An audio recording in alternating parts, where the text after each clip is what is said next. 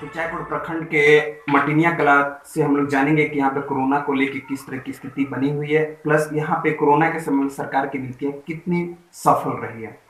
मुखिया जी, today news में आपका स्वागत है और हम जानना चाहेंगे कि कोरोना काल के समय में आपके पंचायत में किस तरह की स्थिति रही है और सरकार की नीतियाँ कितनी सफल रही यहाँ पे।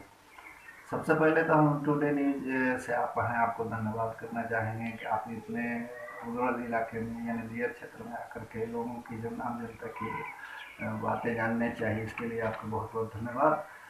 दूसरी बात कि हम ये कोरोना काल की बात जो हो रही है, बहुत दुखद घटना है।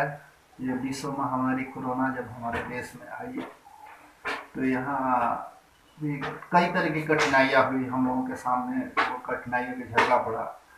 लॉकडाउन जैसे लागू हुआ उसके बाद सरकार का आदेश आया कि मुखिया जी इसमें बढ़ चढ़ के आप लोग हिस्सा लीजिए, अपने पब्लिक को रोक कर रखिए, बगैर काम का बाहर ना निकले।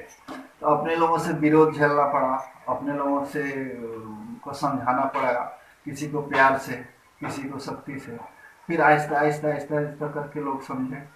उसके लिए हम लोग प्रचार प्रसार भी बहुत युद्ध स्तर पर किए, खुद स्वयं साइकिल से, रिक्शे से, माइक लेकर के लोगों के घर तक जाकर के प्रचार प्रसार किया कि भाई कोरोना में आपको ऐसे बच के रहना है आपको। तो इसका परिणाम रहा कि एक भी आज तक हमारे पंचायत में एक भी केस कोई पॉजिटिव नहीं निकला। तो इसके लिए हम प्रशासन और शासन और हम अपनी जनता को धन्यवाद देते हैं और हम इसके लिए बधाई के पात्र हैं। मुखिया जी, जो भी हमारे बाहर से प्रवासी आए थे उनको आपने कैसे गाइडलाइन दिया और सरकार के माध्यम से क्या क्या सुविधाएं मिली उन्हें। देखिए, ये मतलब बहुत दुखद घटना है, बहुत दुखद बात है कि एक तरफ सरकार कह रही है कि हम क्वारंटाइन सेंटर बनाए हैं, वहाँ पे सब कुछ इस प्रवासियों के लिए व्यवस्था किया है, मगर यहाँ तो सेम बिल्कुल उल्टी गंगा बही। यहाँ पर कोई क्वारंटाइन सेंटर सिर्फ नाम का बनाया गया, किसी प्रकार की कोई सुविधा न दी गई और न उनको देखा गया। कई बार हम लोगों ने फोन किया तो स्वास्थ्य कर्मी आए और आकर के उनके स्वास्थ्य की जांच करके वापस चले गए। व्यवस्था नहीं किया गया, बिल्कुल व्यवस्था नहीं किया। इसके लिए हमको बहुत खेद है और नाराजगी है सरकार से। ये सरकार ने ऐसा दोहरा मापदंड क्यों अपनाया। और सरकार कह रही है कि बाहर से जो भी आए उनको मनरेगा से रोजगार दिया जाए, तो इसमें क्या कहेंगे आप। देखिए, मतलब सरकार कह रही है, हमने उस पर अमल भी किया। हम अपने तरफ से भी पहले ही हम अनाउंस किए थे, सरकार का आदेश आया उसके पहले भी अनाउंस किए थे। जो लोग भी प्रवासी आ रहे हैं जिनको काम चाहिए, तो सरकार का जो मापदंड है, जैसे 194 रुपया प्रति देना है, तो हम वर्क देंगे, उनको उतना का काम देंगे और हम देने का कोशिश भी किए हैं, दिए भी हैं। मगर साथ ही साथ ये 194 रुपये में उस परिवार का जीविका नहीं चल सकता। जो परिवार एक दिन में 600 रुपये के दिहाड़ी करता हो, 700 रुपये की दिहाड़ी करता हो। कुछ परिवार लोग ऐसे हैं जो 1000-1200 रुपये की दिहाड़ी करके वर्क करके खाते हैं।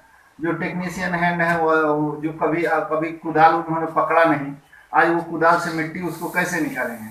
तो मनरेगा के तहत हमारे पास वही काम है जो मिट्टी निकालना है, रोड पे डालना है या ईंट ठोक करके वहाँ ले जाना है। इसके अलावा दूसरा काम नहीं है। तो उसमें लगा करके किसी तरीके से, तो एक तो काम को जानकारी नहीं है और दूसरा कर नहीं पाते हैं, मगर भुखमरी के कगार पर मजदूर हैं। इसके लिए उनको 194 रुपये का पर डे के हिसाब से करीब हमारे पास 160 प्रवासियों की हमने काम दिया है। क्योंकि लोगों को जागरूक करने के लिए आपने क्या कदम उठाए और उनको लोगों को मास्क और साबुन वगैरह का वितरण ये कहाँ तक आपने पंचायत में करें। ये हम अपने पंचायत में अब तक तो प्रत्येक परिवार 4 मास्क और साबुन का वितरण, यानी 100 रुपये की लागत से एक परिवार को देना था, वो हम दे चुके हैं।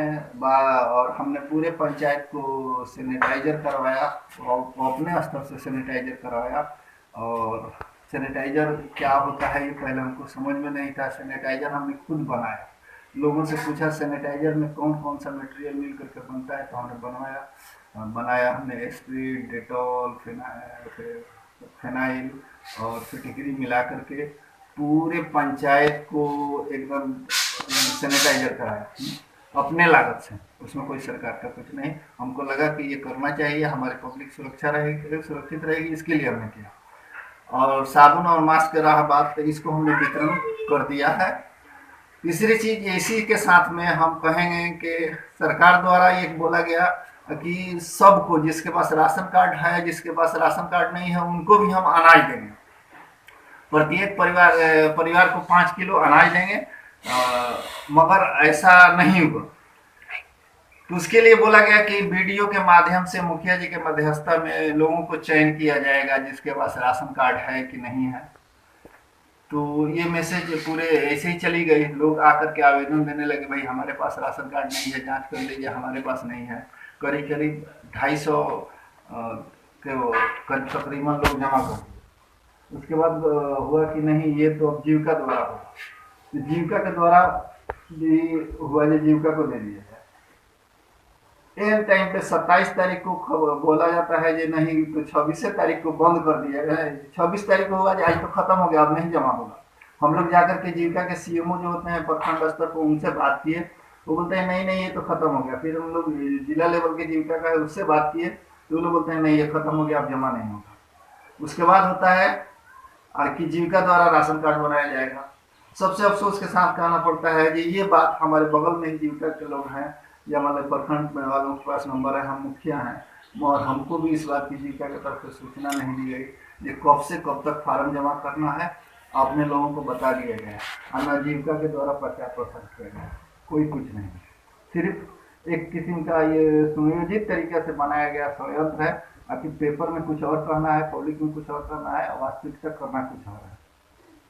जी, इस कोरोना काल में आपके माध्यम से अपने गरीब पंचायतवासी या किसानों को क्या मदद की गई? ये सबसे पहली बात यह है कि हम पूरे पंचायत को चयनित देखे तो हमारे पंचायत में 40 लोग ऐसे मिले जो लोग मतलब दूसरे कहीं किसी के न किसी के माध्यम से कुछ लेकर के खाते पीते हैं, मांग करके खाते पीते हैं। उन लोगों को हमने 40 परिवार को चुना कि वो लोग मतलब ऐसा ना हो कि भूखे मर जाएं, तो उनको मांग कर खाने की आदत है, घर पे कुछ है नहीं।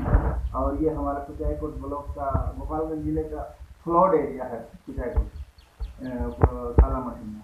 यहाँ नदी, गंडक के नदी के कटाव से लमसम हमारा 3 वर्ष पहले ही विस्थापित हो चुका है। तो जो लोग संपन्न थे उनकी जमीनें सब नदी में चली गई, सिर्फ घर बचा। अब कुछ लोगों का घर और जमीन सब उजड़ गया। तो इस स्थिति में सभी लोग कमा करके खाने वाले हैं, उसमें से भी 40 आदमी ऐसे हैं जो दूसरे के सहारे जीते हैं।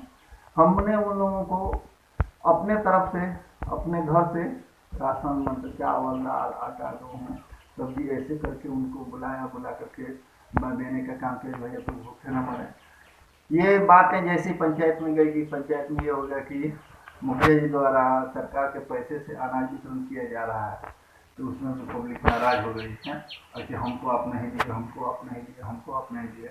जबकि ये सरकार भी अच्छी तरीके से जानती है कि उसके लिए न तो कोई सुविधा थी न कुछ। ये इंसानियत की बातें हमने ये किया है, बढ़ चढ़ के हिस्सा लिया है और ऐसा किया है। और कभी कभी तकलीफ होती है कि गवर्नमेंट द्वारा तरह तरह की न्यूज जो समाचार में चैनलों से ये जिससे भी आता है, तो उसमें आता है कि मुखिया के विरोध में बातें। कोई अपील या संदेश, क्योंकि जब 5000 था तो लॉकडाउन लगा और 3 लाख से ऊपर हुआ तो हम लोग को कुछ आज़ादी मिली है, तो ऐसे में पंचायतवासियों को क्या अधिक सावधानियाँ रखनी चाहिए, क्या क्या करना चाहिए? देखिए, हम तो पंचायतवासी नहीं, तमाम देशवासी, तमाम जिलावासी, तमाम प्रखंडवासी सभी से आग्रह करेंगे कि जब हम लोग बहुत सीमित मात्रा में बीमारी थी तो हमको लॉक करके रखा गया, और आज तो बड़े रूप से बड़े पैमाने पर फैल चुकी है, तो हमको आज लॉकडाउन से फ्री कर दिया गया है।